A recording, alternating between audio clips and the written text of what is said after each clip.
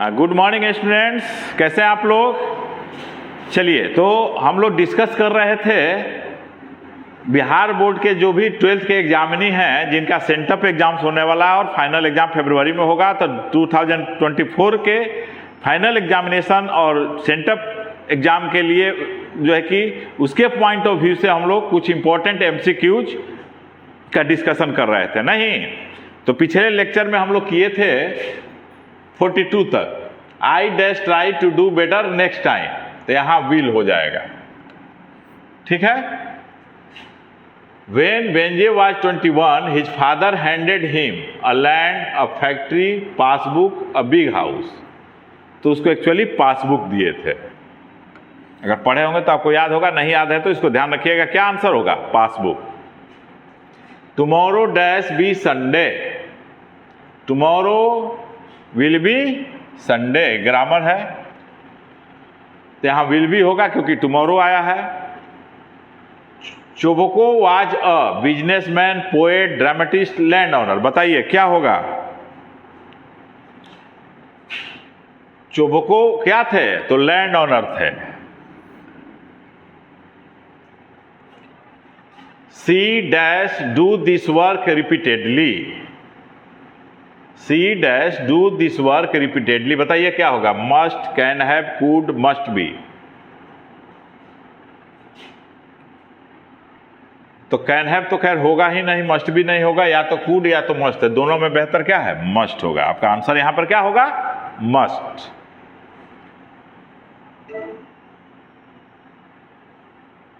Next question 47 हम लोग देखते हैं।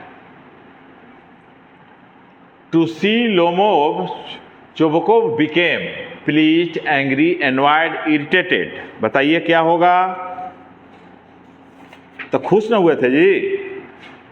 To see Lomov Chubukov became pleased, answer होगा प्लीज्ड। कोई दिक्कत इसमें नहीं।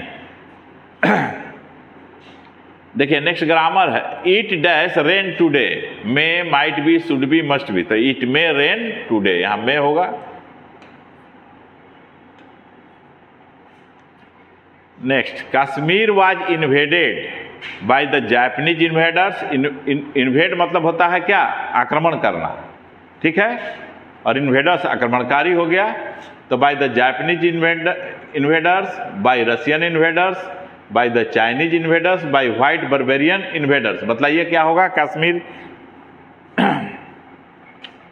तो यहां होगा by white barbarian invaders. Next, we dash keep our promises, we must keep our promises. ठीक है। Johnson was a dash, hard working farmer, tenant, lazy, none of these. बताइए जॉनसन क्या था? तो टीनेंट था। क्या होगा आपका आंसर? टीनेंट।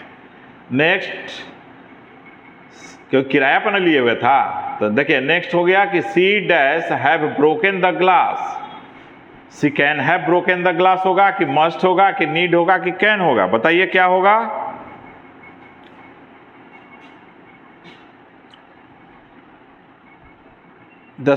माने यह संभावना व्यक्त किया जा रहा है कि अवश्य तोड़ा होगा, नहीं तो यहां पर मस्ट हो जाएगा। 52 के बाद देखते हैं 53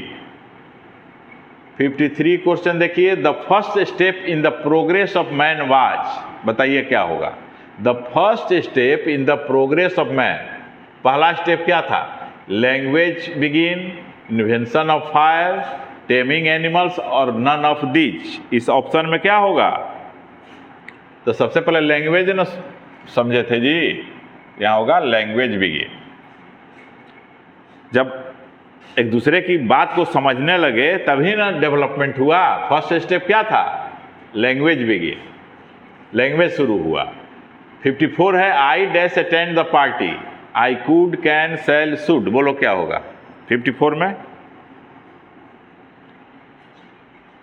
कर सकता हूं, करूंगा, कर सकता था। I could attend the party. हालांकि ये ऑप्शन में सारे तीनों शब्दों को करोगे तो सही तो हो जाएगा ऐसे, लेकिन अगर यही 4 ऑप्शन है तो वहां बेहतर क्या होगा, कुड होगा। क्यों होगा, कैसे होगा, इसको हम लोग मॉडल वर्ब्स का जो डिस्कशन करेंगे उसमें हम लोग बताएंगे। Next, dash you pass one the salt, polite request, देखो यहां ब्रैकेट में लिख दिया गया है। तो पोलाइट रिक्वेस्ट के लिए किसका प्रयोग होगा, कुड का। तो यहां होगा could you pass one the salt,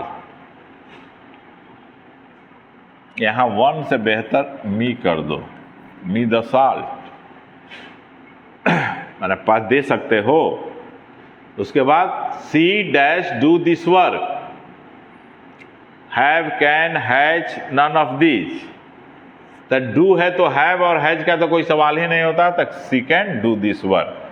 क्योंकि जानते हो कि मॉडल वर्ब के बाद क्या होता है, हमेशा वर्ब का पहला फॉर्म आता है, और हैज हैव के बाद क्या आता है, वर्ब का तीसरा फॉर्म। नेक्स्ट है कि फॉर लोमोवो, देखो फिर आ गया literature. For Lomov Natalia had great love, very much hated, sympathy और फ्रस्ट्रेशन। तो लोमोवो के लिए नतालिया को क्या था, सिंपैथी था।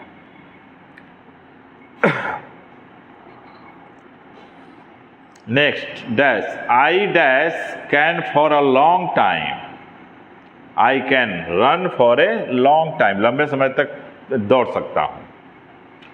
आई है तो डेयर्स और नीड्स का तो कोई प्रश्न ही नहीं होता है, यहां नीड दिया हुआ है, तो नीड जब होगा तो जरूरत है नहीं, यहां पर क्या होगा, एबिलिटी बतलाया जा रहा है, इसलिए कैन का प्रयोग होगा। Benjy was dash mad, ugly, insane, none of these, insane. Next question देखो 60, dash I go out sir, तो मैं आई, तुम लोग तो बराबर अपने क्लास में बोलते रहते हो, नहीं तो क्या हो जाएगा, मे आई गो आउट सर।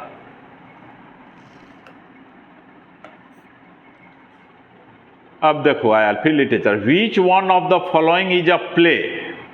अब बताओ इसमें कौन प्ले है, कौन नाटक है, बताओ तो। नतालिया किस में थी, ए मैरिज प्रपोजल में, वही आंसर है, यही है तुम्हारा प्ले। प्ले मीन्स क्या होता है, ड्रामा, ठीक है।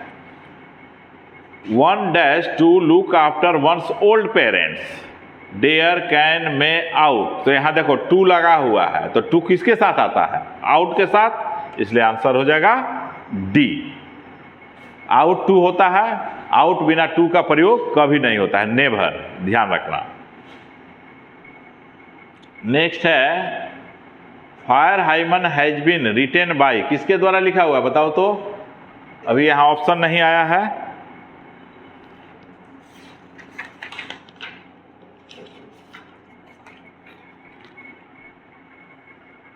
अब बताओ। Keki and Daruwalla, John Donne, W.H. Auden, John Keats. तो लिखा हुआ है दारूवाला का फायर हाइमन। इसीलिए बार बार कहते हैं कि तुम लोग याद कर जाओ राइटर्स नेम और स्टोरी, कौन स्टोरी किनका लिखा हुआ है, और उस राइटर के कुछ इंपॉर्टेंट वर्क को भी याद रखना है, क्योंकि उससे भी क्वेश्चन रहेगा, ठीक है ना। उसके बाद देखो, a child is born is a toy, sweets, fairy tale, none of these. बताओ क्या होगा, a child is born is a toy, toy नहीं होगा जी, यहां पर प्ले होना चाहिए, स्वीट्स, फेरी टेल, एनीवे।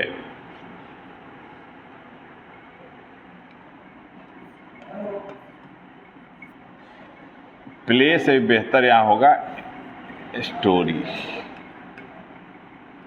ठीक है। ये क्वेश्चन ही गलत है, sweets, fairy tale, none of these है ही नहीं, तो ठीक है टॉय दिया हुआ है ना, तुम लोग नन ऑफ दीज करो, ठीक है। Neetu dash marry Rakesh next month, तो नेक्स्ट मंथ है तो इसका मतलब क्या है कि फ्यूचर टाइम बतलाया जा रहा है, तो फ्यूचर टाइम के लिए क्या होगा, शुड नीड, यहां नेक्स्ट मंथ है तो विल बेहतर होगा, लेकिन विल इसमें दिया हुआ नहीं है, इसलिए आंसर होगा none of these. Next, the worst effect of colonisation was seen in the form of happiness, distress, unemployment और फ्रीडम। बताओ। 66। तो क्या था? स्पष्ट है कि जो आज है अनएम्प्लॉयमेंट वही था। डैश सक्सेस अटेंड यू, बोलो क्या होगा? एक्सक्लामेशन का चिन्ह है, तो एक्सक्लामेशन का चिन्ह है तो क्या होगा? ऑब्जेक्टिव सेंटेंस होगा, में हो जाएगा। A child is born is written by, फिर आ गया। बताओ, a child is born written by किसके द्वारा लिखा हुआ है? A child is born Germaine Greer के द्वारा। We dash obey the laws, would, should, can, could, तो यहां क्या हो जाएगा? शुड। ठीक है, तो इसी तरह का क्वेश्चन रहेगा जो दिया हुआ है, तो इस पर आपको मनन करना है, इस पर ध्यान देना है। ठीक है, कोई दिक्कत नहीं? तो इस चैनल को लाइक कीजिए, सब्सक्राइब कीजिए और शेयर कीजिए जितना अधिक हो सके। आपके जूनियर्स भी होंगे 11th वाले, उनको भी कर सकते हैं, चाहे वह बिहार बोर्ड के स्टूडेंट हो, चाहे वह MP बोर्ड के हो, चाहे UP बोर्ड के हो, ग्रामर तो वही रहेगा। ठीक है ना? और ग्रामर का अलग से टॉपिक वाइज डिस्कस करके मैं डालूंगा। ठीक है, अब घबराने की कोई बात नहीं है। लेकिन हाँ, ऑब्जेक्टिव जो दे रहे हैं बस उसी MCQ इसी में से रहेगा, चाहे तुम्हारा सेंटअप एग्जाम हो या फाइनल एग्जाम हो, इसलिए इस पर विशेष ध्यान देना है। Okay, that's all today.